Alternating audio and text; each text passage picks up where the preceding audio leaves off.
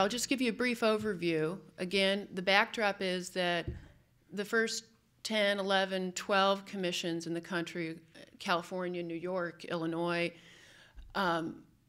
would bring together, often through the legislature or maybe the bar associations or maybe the judicial branch, would bring together a group of stakeholders and say, okay, let's look at what causes wrongful convictions. And each and every one of these groups has sort of found the same things, which is it's underfunded indigent defense, it's eyewitness identification, frailties, most specifically cross-racial frailties, it's shoddy forensic science, it's coercive interrogation practices.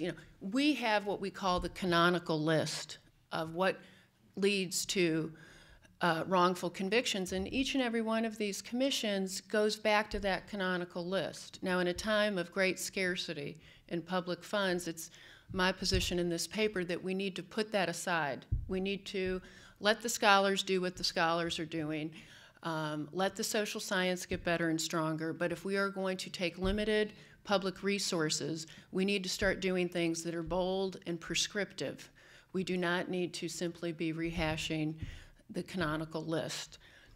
North Carolina makes an important step forward because North Carolina does something different, does something that's symbolic, and does something that is remedial for the individual, and that is the North Carolina Inquiry Commission creates a 5-stage process of review, and the 5th stage is the one that I want to particularly talk about. The 5th stage is after a great period of winnowing, the claims that are deemed most valid go to a 3-judge panel, and that is basically an open trial where the evidence is rehashed.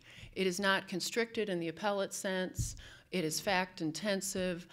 Now, to get to that point, a petitioner has to waive many classic trial privileges.